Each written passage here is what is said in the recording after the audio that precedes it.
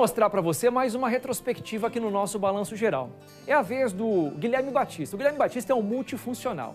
Ele atua como produtor, ele atua como repórter, ele atua como editor.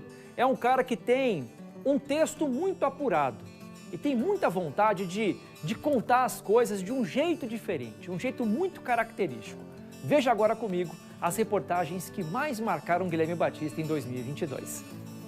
Apesar de ter atuado boa parte do ano como editor na RIC TV Londrina, eu trabalhei como repórter durante alguns meses de 2022 e tive a oportunidade de cobrir casos que geraram bastante repercussão, não só na região, mas em todo o país.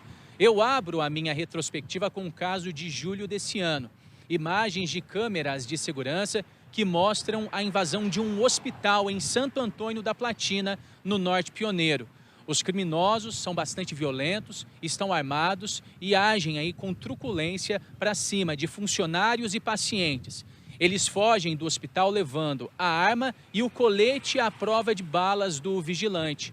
Vamos conferir mais detalhes desse caso agora na reportagem que a gente produziu na época. A movimentação dos criminosos no Hospital Regional do Norte Pioneiro, em Santo Antônio da Platina, foi percebida pela vizinhança, que denunciou a situação à polícia. Mas quando as viaturas chegaram no local, os assaltantes já tinham fugido. A polícia militar chegou a realizar um patrulhamento, mas não conseguiu localizar os assaltantes, que seriam de fora da cidade. A Polícia Civil abriu um inquérito para investigar o assalto. A suspeita é de que outras pessoas tenham participado do crime. O segundo caso que eu vou lembrar na minha retrospectiva é do mês de agosto deste ano. Um homem insatisfeito, inconformado com o fim do relacionamento, invade uma loja na rua Senador Souza Naves, em pleno centro de Londrina, convicto para assassinar a ex-companheira. Ele está armado com revólver e chega a disparar diversas vezes contra essa mulher, mas todos os tiros felizmente falham. Depois de não conseguir cometer o crime, ele foge pelo meio da rua e é perseguido por populares. Acaba sendo brutalmente agredido. Na época, chamou muita atenção o fato dessa mulher ter escapado só porque a arma do criminoso falhou.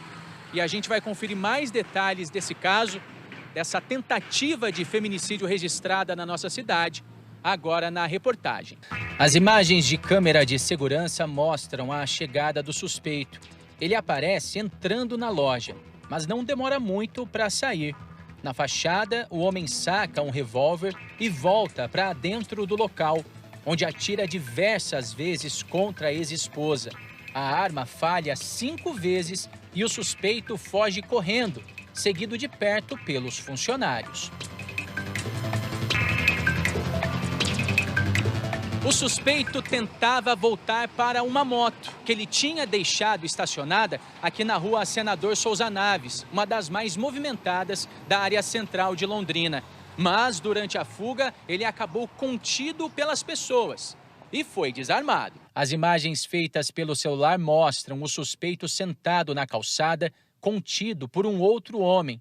Ele está cercado por diversas pessoas que, revoltadas, o agridem com violência. Se o revólver não falha, a mulher teria morto, com certeza. O terceiro assunto que eu abordo na minha retrospectiva é o confronto policial que tirou a vida de 2 jovens.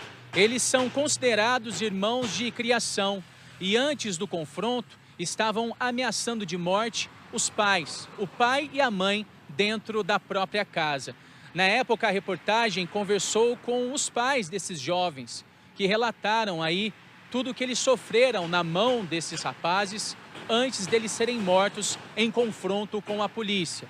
Uma reportagem bastante tocante e é o que a gente confere agora. A dona Eliana mostra as marcas dos ferimentos e conta que as agressões eram constantes. Tô cansada, minha casa toda arrebentada. O pai dos rapazes também sofria bastante nas mãos da dupla. Bebe, usa droga, aí vem, brigo com a mãe, me xinga. Os suspeitos foram identificados como Breno William de Souza, de 24 anos, e Marcos Antônio Martins, de 21 anos de idade. A dupla, que tinha passagens pela polícia por tráfico de drogas e até homicídio, estava armada com uma pistola e um revólver. As armas foram apreendidas pela polícia. E no mês de novembro, o londrinense, assim como todo o brasileiro, se preparou para torcer pela seleção na Copa do Mundo. E aqui em Londrina, no primeiro jogo do Brasil na Copa contra a Sérvia, uma situação bastante complicada foi registrada na Rua Paranaguá. Os torcedores se reuniram nos bares para acompanhar a partida e depois realizaram uma grande aglomeração no entorno ali da via. A Polícia Militar e a Guarda Municipal foram acionadas para dispersar os torcedores do local. E durante esse trabalho houve confronto entre os agentes e as pessoas que estavam por ali. As imagens de câmera de segurança mostram a chegada da Guarda Municipal. Os agentes usam sprays de pimenta e cacetetes contra torcedores que estavam na frente do bar comemorando a vitória da seleção brasileira na estreia da Copa do Mundo. Guardas e policiais militares também dispararam balas de borracha na ação. Um dos torcedores chegou a ser empurrado. Tanto clientes quanto funcionários dos bares reclamam de truculência policial. Ninguém deu voz de nada, abaixa o som ou, sei lá, nada. Só chegaram literalmente atirando. Foi aterrorizante mesmo. Policiais tiveram que agir usando de força moderada para dispersar aquela aglomeração de pessoas, utilizando-se de munições de impacto controlado, e de spray e pimenta para que a situação fosse em sua ordem restabelecida, e assim eu fiz. O comando da Guarda Municipal também negou que houve truculência, mas garantiu que as denúncias de possíveis excessos serão apuradas. E eu encerro a minha retrospectiva desse ano citando um levantamento exclusivo que a RIC TV Londrina fez junto à Polícia Federal. Dados bastante preocupantes que colocaram a região norte do Paraná no centro da rede de pornografia infantil de todo o país. Os casos têm se tornado cada vez mais recorrentes. Em 6 anos, mais de 80 inquéritos foram abertos pelas equipes, que fazem a investigação levando em conta a movimentação de fotos e vídeos suspeitos no ambiente virtual. Praticamente a metade de todas essas investigações foi aberta esse ano pela Polícia Federal. São 39 inquéritos instaurados contra suspeitos que armazenavam material em celulares e computadores e ainda compartilhavam os arquivos contendo pornografia infantil com outras pessoas pela internet. O número já é 5 vezes maior se comparado aos 6 inquéritos abertos pela PF em todo o ano passado. Mandou para outra pessoa de forma voluntária, de forma consciente, um arquivo com conteúdo pornográfico infantil, essa pessoa pode ficar sujeita a penas que variam de 3 a 8 anos. Já a pessoa que recebe um vídeo e mantém ali arquivado no seu celular, é uma conduta que a gente pode considerar que é menos grave, não é, em termos de potencialidade lesiva. De modo que a própria legislação prevê uma pena um pouco menor, não é, e aí já admite fiança. Essa psicóloga que atende crianças e adolescentes endossa as orientações.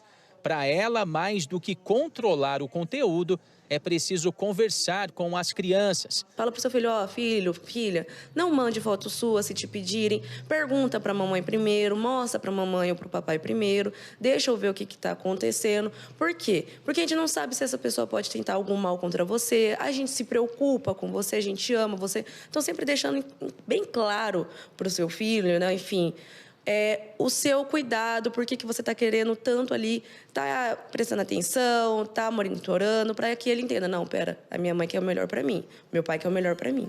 Isso aí, essas são as reportagens que marcaram o nosso Guilherme Batista.